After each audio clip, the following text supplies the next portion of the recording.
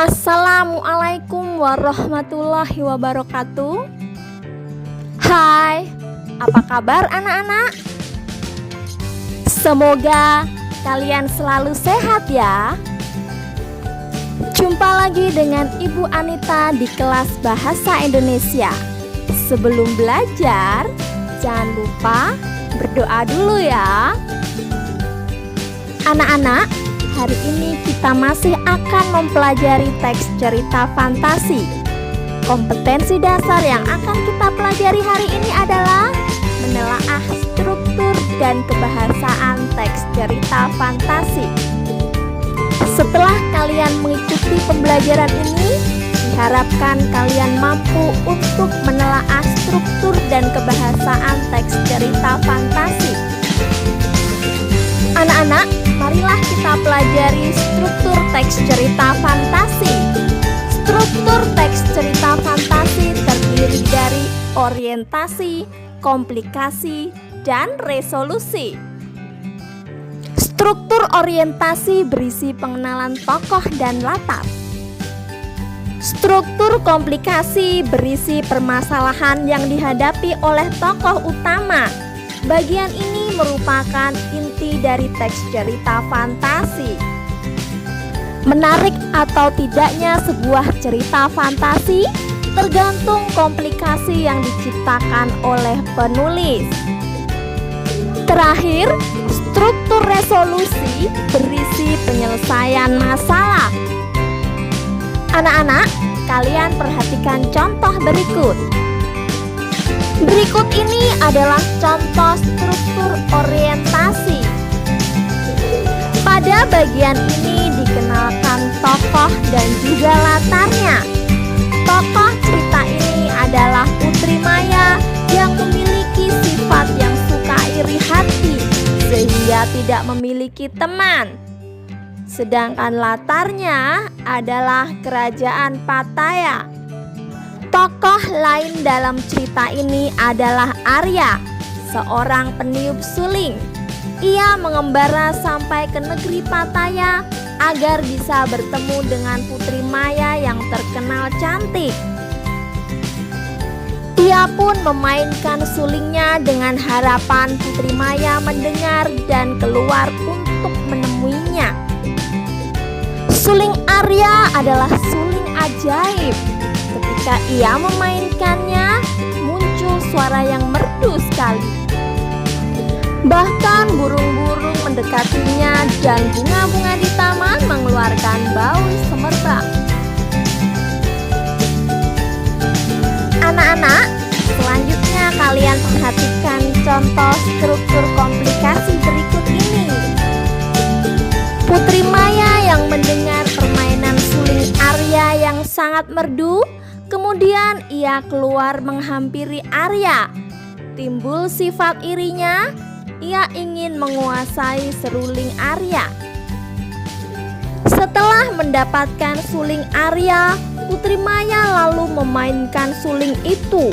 Namun, suara yang muncul adalah suara yang sumbang dan jirinya dikerumuni oleh lalat yang sangat banyak. Ia pun berteriak minta tolong. Selanjutnya, mari kita perhatikan contoh resolusi dari cerita ini. Raja dan ratu yang mendengar teriakan Putri Maya segera mendatangi Putri Maya untuk menolongnya. Begitu pula dengan Arya. Raja yang telah mengetahui bahwa suling itu milik Arya kemudian menasehati putrinya untuk tidak merampas barang milik orang lain lagi. Putri Maya mengembalikan suling Arya dan berjanji untuk tidak iri lagi. Anak-anak, dapat kita simpulkan bahwa ciri isi struktur orientasi adalah pengenalan tokoh, latar, watak tokoh, dan konflik. Berikutnya, ciri isi struktur komplikasi berisi hubungan sebab akibat sehingga muncul masalah hingga masalah itu memuncak. Dan yang terakhir, ciri isi struktur resolusi berisi penyelesaian masalah dari konflik yang terjadi. Anak-anak, selanjutnya mari kita pelajari kebahasaan teks cerita fantasi. Kebahasaan yang pertama adalah kata ganti. Kata ganti merupakan kata yang berfungsi menggantikan orang, benda, atau sesuatu yang dibendakan, dipakai untuk menghindari pengulangan. Kata ganti dibagi menjadi 3 macam yang masing-masing terdiri atas kata ganti tunggal dan jamak. Kata ganti orang pertama tunggal, contohnya aku, saya.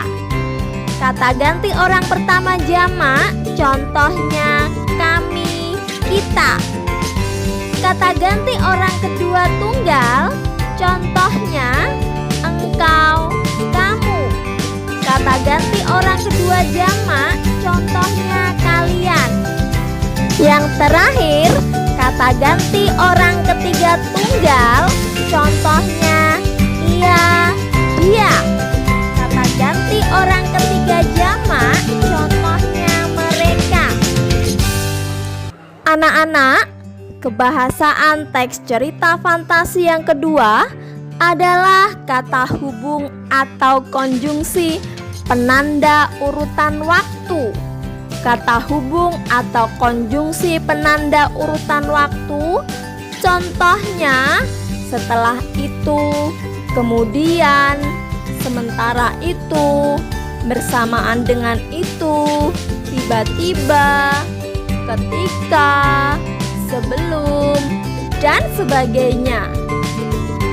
Penggunaan kata hubung urutan waktu untuk menandakan datangnya tokoh lain atau perubahan latar, baik latar suasana, waktu, dan tempat.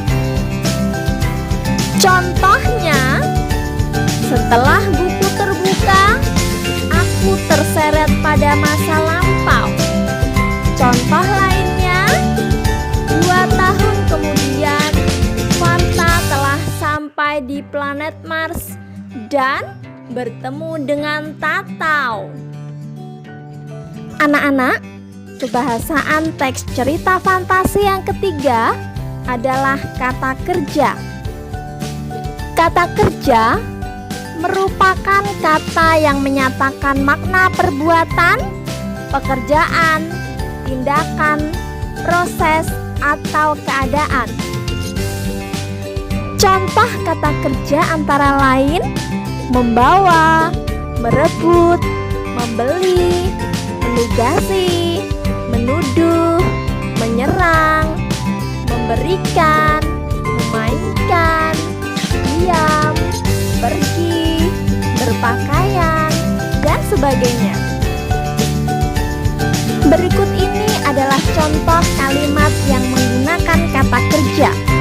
Yang pertama, Arya mulai memainkan sulingnya. Yang kedua, Arya diam saja, lalu memberikan suling itu kepada Putri Maya. Anak-anak, selanjutnya mari kita pelajari kebahasaan teks cerita fantasi yang keempat, yaitu kalimat langsung dan tak langsung. Dalam cerita fantasi, kalimat langsung biasanya diucapkan oleh seorang tokoh.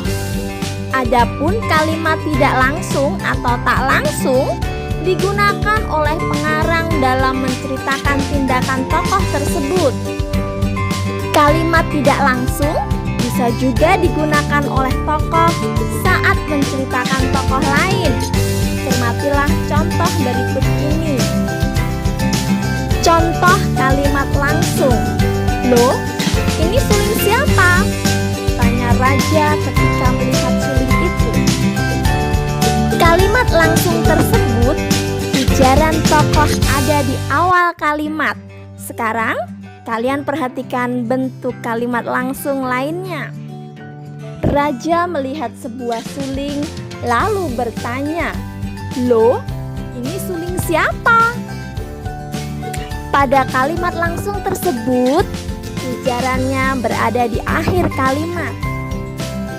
Anak-anak, jadi ada dua macam penulisan kalimat langsung. Kalimat langsung yang pertama penulisannya diawali dengan subjek dan predikat. Biasanya berawalan ber, baru kemudian dituliskan ujarannya. Bentuk yang kedua adalah ujaran terlebih dahulu, kemudian diberi predikat yang biasanya berupa kata dasar dan objek.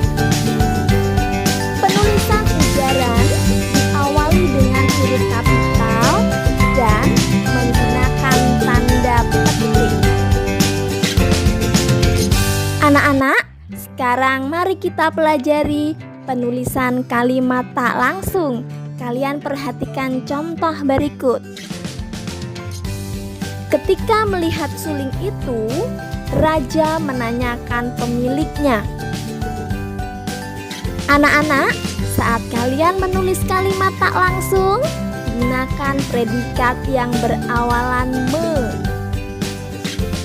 Anak-anak, selesai sudah pembahasan tentang struktur dan kebahasaan teks cerita fantasi. Ibu mohon maaf apabila ada kata yang kurang berkenan. Jika kalian mengalami kesulitan, silahkan mengajukan pertanyaan melalui grup kelas Bahasa Indonesia. Sampai jumpa di kelas Bahasa Indonesia berikutnya.